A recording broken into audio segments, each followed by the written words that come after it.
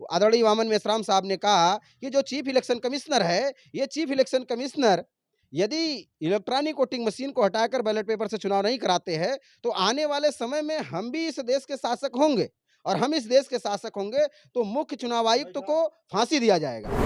ऐसा नहीं है कि नरेंद्र मोदी ने किसी प्रकार का घोटाला नहीं किया या बीजेपी गवर्नमेंट ने किसी प्रकार का घोटाला नहीं किया। तो जिसकी सरकार है, वो आज इसका इस्तेमाल कर रही है। कल की तारीख में जो दूसरी सरकार आएगी, तो क्या ये बचने वाले हैं?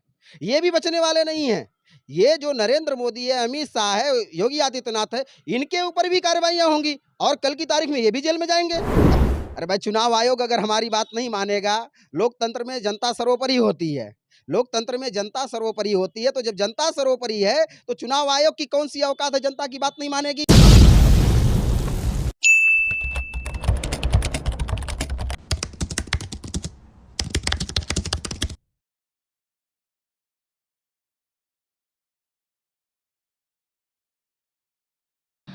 नमस्कार, जोहार जयमलवासी। मैं हूं विनोद कुमार देव। आप देख रहे हैं voice Republica, the voice of real representation. साथियों, इस समय हम आजमगढ़ के मनिकाडीह चौराहे पर हैं और यहां पर मनाया जा रहा है भारत लेनिन अमर शहीद बाबू जगदेव प्रसाद जी का जन्म जयंती समारोह। और यहां पर कुछ लोग इकट्ठे हैं जो राष्ट्रीय मीडिया प्रभारी हैं राष्ट्रीय किसान मोर्चा के, वो भी आज यहाँ पर आए हुए हैं, माननीय धर्मेंद्र कुमार मौर्य जी। हम जानना चाहेंगे कि महापुरुषों के चलाए हुए आंदोलन की वजह से जो समाज में जागृति निर्माण हुई, जो जन जागरण निर्माण हुआ, उसकी वजह से 31 जनवरी को एक विशाल महामोर्चा, लाखों का महामोर्चा चुनाव आयोग घेरने के लिए दिल्ली पहुंचा था और आप भी उस महामोर्चे में शामिल थे। तो हम जानना चाहेंगे कि सर, इन लोग को आप लोग को वहां पर क्यों जाना पड़ा, ये सारी बातें हम जानेंगे। तो सबसे पहले तो स्वागत है आपका सर हमारे चैनल पे। बहुत-बहुत धन्यवाद आपका। सर, क्या कारण रहा कि आपको दिल्ली कूच करना पड़ा चुनाव आयोग घेरने के लिए? देखिए, दिल्ली अभी 31 जनवरी 2024 को हम लोगों को इसलिए कूच करना पड़ा और ये है आंदोलन आदरणीय वामन मेश्राम साहब के नेतृत्व में शुरू किया गया कि ये जो इलेक्ट्रॉनिक वोटिंग मशीन है, इस इलेक्ट्रॉनिक वोटिंग मशीन को हटाने को लेकर, क्योंकि इस संविधान में हमें एक वोट का अधिकार मिला हुआ है और पूरे देशवासियों को एक वोट का अधिकार है, लेकिन ये इलेक्ट्रॉनिक वोटिंग मशीन के द्वारा हमारे वोट के अधिकार को समाप्त किया जा रहा है। मतलब जो हमारा वोट का अधिकार है, वो प्रभाव शून्य कर दिया गया, उसे ज़ीरो कर दिया गया। इसलिए ये इलेक्ट्रॉनिक वोटिंग मशीन को हटाने के लिए देश भर से लोग लाखों लोग जो जंतर मंतर पर आए और ये लाखों की संख्या, मतलब जंतर मंतर की आज तक का इतिहास है कि जंतर मंतर पर इतना बड़ा कोई कार्यक्रम हुआ नहीं, जितना बड़ा ये प्रदर्शन रहा 31 जनवरी का। तो ये प्रदर्शन इसीलिए किए जा रहे हैं क्योंकि ये जो लड़ाई है, ये लड़ाई 31 जनवरी की, ये केवल इसलिए नहीं है कि ये लड़ाई केवल इस देश में शासक बनने के लिए है। इस देश में शासक के साथ-साथ, क्योंकि ये जो इलेक्ट्रॉनिक वोटिंग मशीन है, इस इलेक्ट्रॉनिक वोटिंग मशीन के माध्यम से जो इस देश का रहने वाला ही नहीं है, वो इस देश का शासक बना पड़ा हुआ है। तो वो इस देश का शासक बना पड़ा हुआ है, इस वजह से इस इलेक्ट्रॉनिक वोटिंग मशीन को हटाने की मुहिम, क्योंकि इलेक्ट्रॉनिक वोटिंग मशीन से सुप्रीम कोर्ट ने भी ये जजमेंट 8 अक्टूबर 2013 को दिया कि इलेक्ट्रॉनिक वोटिंग मशीन से फ्री, फेयर एंड ट्रांसपेरेंट चुनाव नहीं हो सकता। तो जब सुप्रीम कोर्ट इस बात को स्वीकार कर रहा है कि इलेक्ट्रॉनिक वोटिंग मशीन से फ्री, फेयर एंड ट्रांसपेरेंट चुनाव नहीं हो सकता है, तो फिर चुनाव आयोग ये इलेक्ट्रॉनिक वोटिंग मशीन से क्यों चुनाव करा रहा है? और संविधान में भी, संविधान की धारा 61 ए में ये दिया गया है कि चुनाव बैलेट पेपर से ही कराना है। ये हो सकता है कि आप ईवीएम से करा सकते हैं, लेकिन कोई ज़रूरी नहीं है। और चुनाव आयोग आए दिन ये दलील दे रही है। अब जब ये चुनाव आयोग के विरोध में हम लोगों ने मोर्चा खोलने का कर दिया और देश का जो मुख्य चुनाव आयुक्त है, वो मुख्य चुनाव आयुक्त को भी आदरणीय वामन मेश्राम साहब ने कहा कि जो चीफ इलेक्शन कमिश्नर है, ये चीफ इलेक्शन कमिश्नर यदि इलेक्ट्रॉनिक वोटिंग मशीन को हटाकर बैलेट पेपर से चुनाव नहीं कराते हैं, तो आने वाले समय में हम भी इस देश के शासक होंगे और हम इस देश के शासक होंगे, तो मुख्य चुनाव आयुक्त को फांसी दिया जाएगा। तो मुख्य क्या? चुनाव जी जी। मुख्य चुनाव आयुक्त को फांसी दिया जाएगा और अगर वो खुदा न खास्ते मर गया तो कोई बात नहीं, जिंदा रहा तो उसे फांसी की सजा दी जाएगी। सर, अभी चुनाव आयोग ने ये निकाला था, घोषणा किया था कि जो लोग ईवीएम के खिलाफ बोलने वाले लोग हैं उनके ऊपर केसेस किए जाएंगे। तो तमाम इस तरीके की बातें सामने आई थी।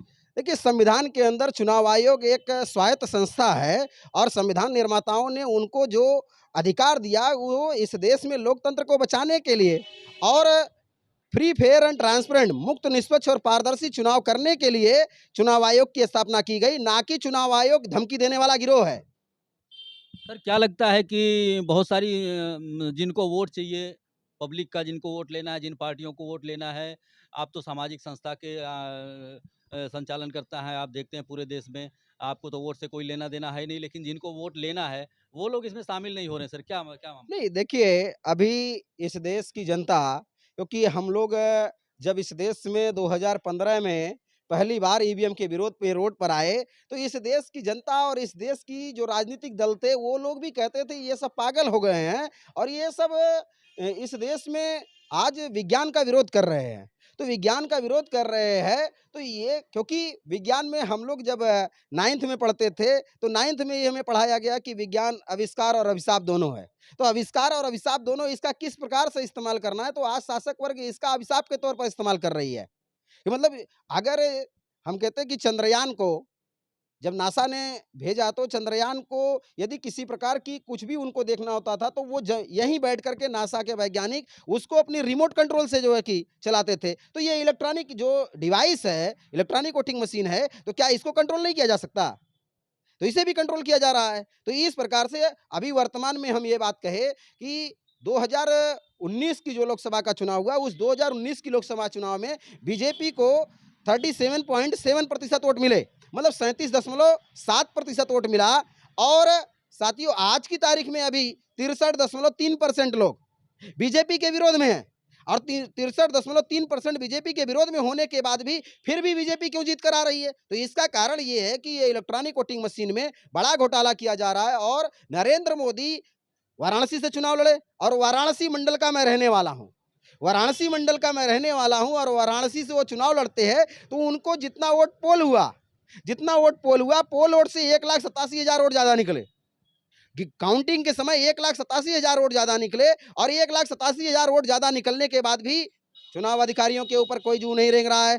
चुनाव वहां का तो रद्द करना चाहिए था, लेकिन चुनाव रद्द करने की बजाय वो आज, इसलिए हम कहते हैं कि आज देश की जो केंद्र की सरकार चल रही है या उत्तर प्रदेश की राज्य सरकार चल रही है, ये ईवीएम की नाजायज सरकारें हैं। ये ईवीएम की नाजायज सरकारें हैं और इसलिए ये ईवीएम की नाजायज सरकारें जो चल रही है, ये ईवीएम की नाजायज सरकारें अगर जनता के वोट का अधिकार छीनने का काम कर रही है, तो अगर वो हमें नहीं मानती है, जैसे अभी तमाम बीजेपी के नेताओं को भी आप लोगों ने सोशल मीडिया के माध्यम से सुना होगा कि बीजेपी के नेताओं ने अपने स्टेटमेंट दिए हैं कि तुम कुछ भी कर लो, हमारे पास ईवीएम है, हम चुनाव जीतेंगे।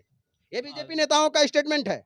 अभी सर लोकसभा चुनाव 2024 के पहले देखने में ये आ रहा है कि तमाम ईडी और सीबीआई और इस तरीके की संस्थाएं जो हैं, वो तमाम बहुजन लीडरशिप जो सीएम और इस तरीके के मामले हैं उनको नोटिस जारी करी, उनको दबिश दे रही है। क्या बोलना चाहेंगे सर इस पे? देखिए, ये अभी क्या है कि केंद्र सरकार है और केंद्र सरकार जिनके हाथों में है, तो वो अब क्योंकि उन्हें ये मालूम है कि यदि ये लोग भी, क्योंकि ऐसा नहीं है कि नरेंद्र मोदी ने किसी प्रकार का घोटाला नहीं किया या बीजेपी गवर्नमेंट ने किसी प्रकार का घोटाला नहीं किया, तो जिसकी सरकार है वो आज इसका इस्तेमाल कर रही है। कल की तारीख में जो दूसरी सरकार आएगी, तो क्या ये बचने वाले हैं?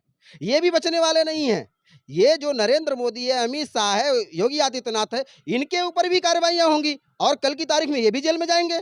ऐसा थोड़ी है कि ये बाहर रहेंगे, क्या बो, हमेशा शासक ही बने रहेंगे। क्या बोलेंगे सर?